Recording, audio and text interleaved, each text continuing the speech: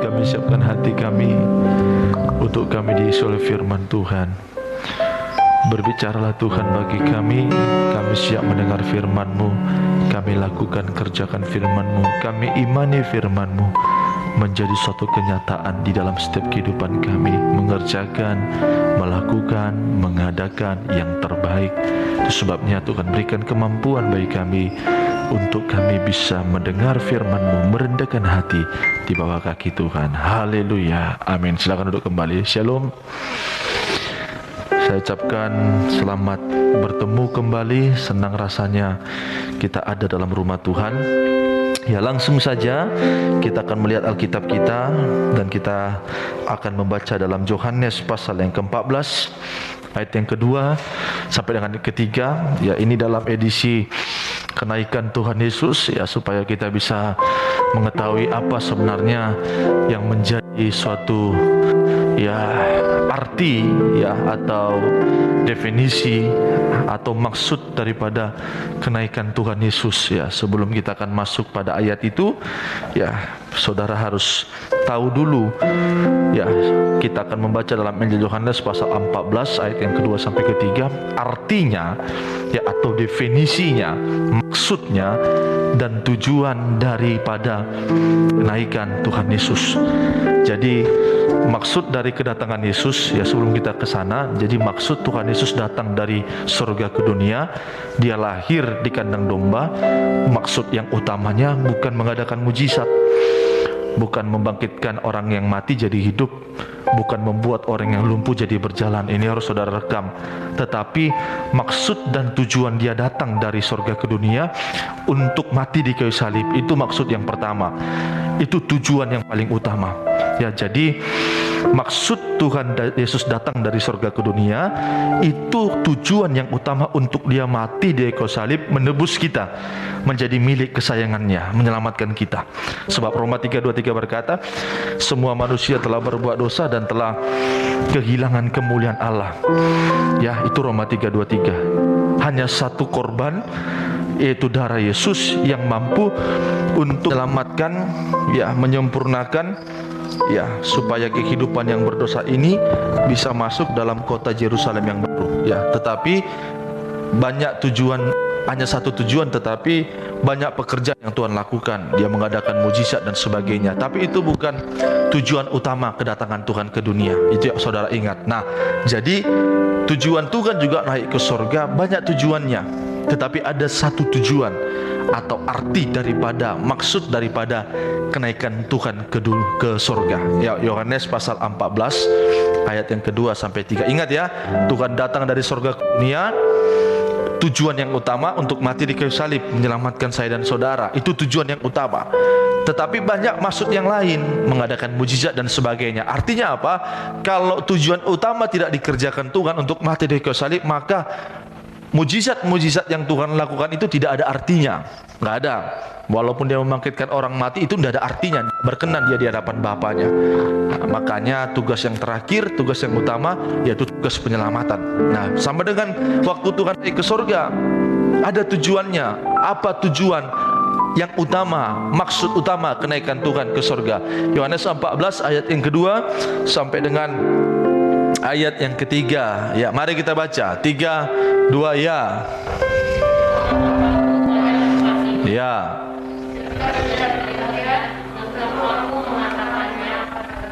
terus. Nah, ini tujuan utama daripada kenaikan Tuhan ke surga. Tujuan utama daripada kenaikan Tuhan ke surga itu adalah dia bertanggung jawab untuk menyediakan tempat bagi kita sekaliannya. Amin. Tujuan Tuhan naik ke surga itu satu tujuan, definisi, arti yang utama itu supaya Tuhan menyediakan tempat bagi kita sekaliannya. Amin. Menyediakan tempat. Jadi kalau saudara masih ada dalam dunia ini, berarti tempatmu belum selesai di surga. Siapa yang punya tujuan ke surga? Ayo kita baca dulu ayat ketiga ayat 3. 2, supaya apa? 3, 2 dan apabila aku telah pergi ke situ, telah menyediakan tempat bagi. Nah, rekam di memori saudara. Tujuan Tuhan naik ke surga atau arti dari kenaikan Tuhan ke surga itu apa? Untuk menyediakan tempat bagi kita. Artinya apa? Dia bertanggung jawab atas kehidupan kita. Amin. Jadi dia naik ke surga itu, hidup kita ini menjadi tanggung jawabnya Tuhan. Amin. Hidup saya dan saudara ini bukan menjadi tanggung jawabmu, tapi Tuhan yang sudah bertanggung jawab. Dia yang sudah menyediakan tempat. Supaya apa? Lanjut, aku akan datang. 3, 2, ya. Amin. Supaya amin. Saudara rindu bertemu dengan Tuhan? Saudara mau bersama dengan Tuhan? Saudara mau ke surga? Amin. Angkat tangan, saya mau ke surga. Ayo, siapa yang mau duluan? Masih ada dalam dunia ini apa? Berarti tempat kita belum selesai. Amin. Nah, ingat, jadi tujuan, arti, maksud daripada Tuhan naik ke surga itu menjadi tanggung jawab Tuhan lah kehidupan saya dan saudara. Amin. Menjadi tanggung jawab Tuhan. Itu tujuan yang utama ya, definisi yang pertama, arti yang pertama. Jadi nggak usah ragu deh. Ya, walaupun hidupmu sekarang ini tidak jelas, ya, walaupun rupamu tidak jelas, kamu aja pun seringkali kadang-kadang takut berkaca karena begitu seramnya. Tapi itu jadi tanggung jawab Tuhan kehidupan saya dan saudara ini. Dia mati, dia punya maksud, tujuan yang utama penyelamatan. Nah, tetapi banyak Tuhan lakukan pekerjaan-pekerjaan di dalam dunia ini. Mari kita akan lihat dulu sebentar. Ya, ada 3 kitab yang menampilkan atau menceritakan kenaikan Yesus ke surga. Jadi perhatikan ya, rekam di memori saudara. Tuhan lahir itu tujuannya untuk menyelamatkan. Tetapi banyak pekerjaan-pekerjaan yang Tuhan lakukan, pekerjaan mujizat dan sebagainya ya. Tetapi andai kata dia tidak mati menyelesaikan tujuan yang utama, maka mujizat ini semua tidak ada artinya. Jadi waktu dia sudah mati, dia bangkit dan dia naik ke surga, tujuan yang utama itu untuk menyediakan tempat bagi kita. Tetapi banyak juga pekerjaan-pekerjaan yang Tuhan lakukan. Makanya kita lihat dulu dalam habis waktu kita. Oh, enggak. Ya, dalam 3 kitab yang menceritakan. Ya, dalam kitab Injil Markus pasal 16 ayat 19 sampai 20. Mari kita lihat. Injil Markus pasal 16 ayat 19 sampai 20. Mari. Ya, tujuan utama dia naik ke surga untuk bertanggung jawab menyediakan tempat bagi kita. Tetapi banyak juga pekerjaan-pekerjaan yang Tuhan lakukan. Markus 16 ayat 19 sampai 20. 3, 2, ya.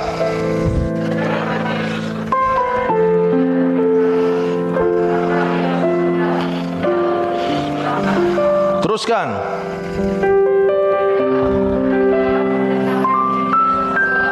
Ya.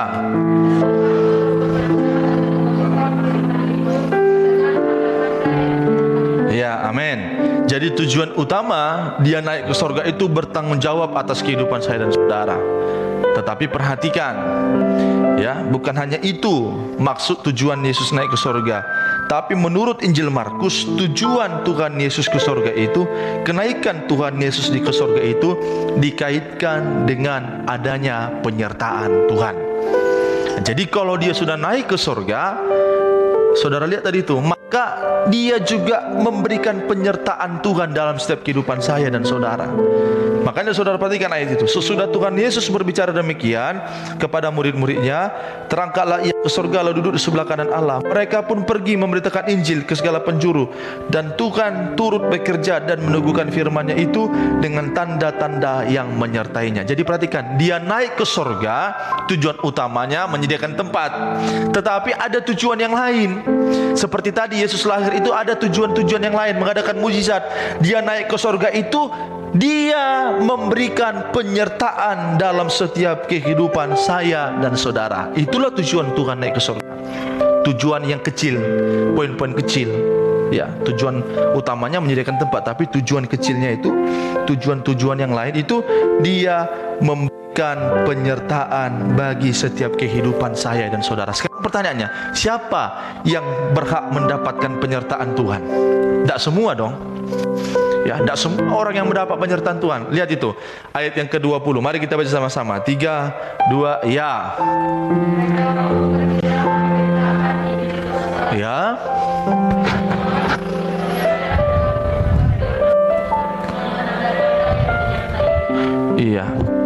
Mereka pun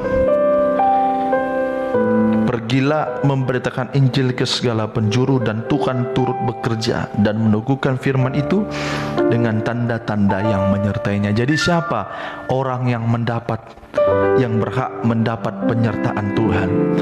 Hanya satu orang, yaitu orang-orang yang mau bekerja dengan Tuhan. Dalam arti kata lain, orang-orang yang melayani Tuhanlah yang mendapat penyertaan Tuhan. Jadi kalau saudara tidak mau melayani Tuhan, ya datang dalam ibadah hanya duduk, diam, dengar, pulang, tidak aktif, tidak akan ada penyertaan Tuhan di sana. Tapi kalau saudara mau mulai mencelupkan mencemplungkan, menenggelamkan dirimu dalam pelayanan, maka engkau mendapat penyertaan Tuhan. Ya, waktu dia naik ke surga, dia menawarkan penyertaan, tetapi hanya kepada orang-orang yang mau melayani Tuhan. Itulah orang yang disertai oleh Tuhan. Ayo 1 Samuel 18 ayat 14. Siapa orang contoh yang disertai oleh Tuhan? Ayo 1 Samuel 18 ayat 14. Ayo. Ya, kita lihat 3, 2, ya.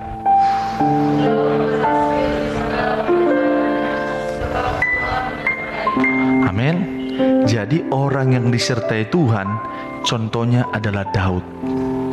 Dan perhatikan, kalau dia sudah disertai oleh Tuhan, semua yang dikerjakan akan berhasil. Saya mau berhasil. Jadi, kalau saudara mau berhasil, engkau harus di dalam penyertaan Tuhan. Orang yang disertai Tuhan itu adalah orang yang mau bekerja bagi Tuhan. Kan gampang kan? Jadi kalau Daud, perhatikan, Daud itu disertai Tuhan. Semua yang dikerjakan Tuhan, apa yang dikerjakan Daud itu semuanya berhasil. Ku ada sebab anugerah-Mu, ku ada karena kasih-Mu, Tuhan Yesus. Ku berterima kasih buat kasih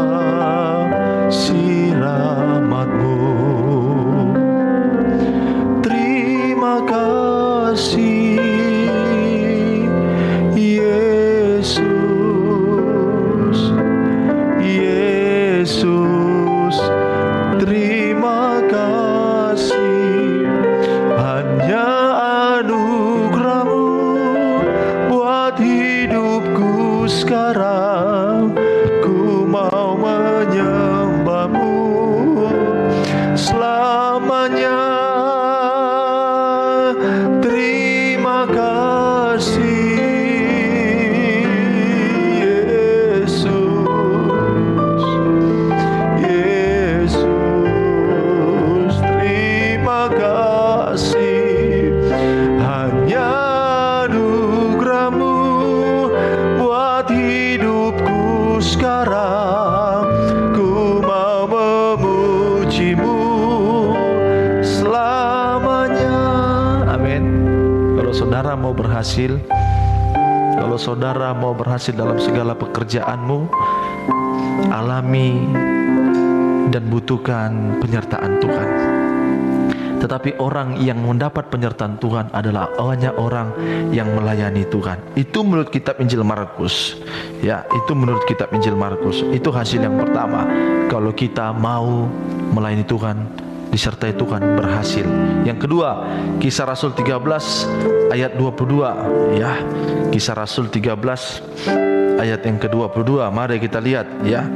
Nanti akan saya hasil yang kedua kalau kita sudah dalam penyertaan Tuhan. Saya dan saudara disertai oleh Tuhan. Kisah Rasul 13 ayat 22. Mari 3, 2, ya. Allah mengangkat Daud menjadi raja mereka. Tentang Daud, Allah telah menyatakan, aku telah mendapat Daud. Artinya Daud bin Isai itu adalah anaknya si Isai. Terus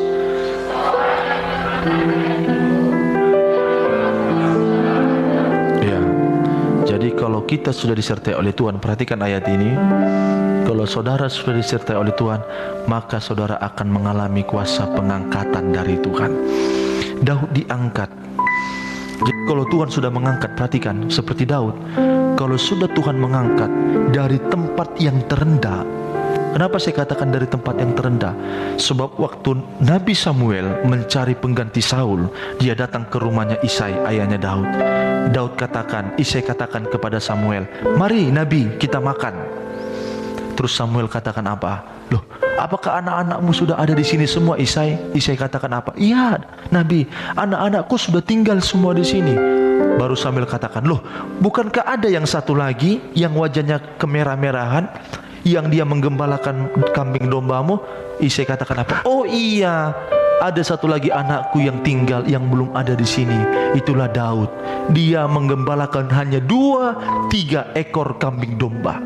Bayangkan, saking tidak dianggapnya Daud, bapaknya pun lupa kepada Daud bahwasanya Isai punya anak yang bernama Daud. Ini, tapi kalau sudah Tuhan yang mengangkat dari tempat yang terendah pun, Tuhan bisa angkat sampai tempat yang setinggi-tingginya, sampai Daud menjadi seorang raja menggantikan Saul. Ini kalau sudah Tuhan mengangkat. Ya, bisa paham? Kalau Tuhan sudah angkat kau, dari tempat yang terendah sampai yang tertinggi pun Tuhan bisa lakukan itu.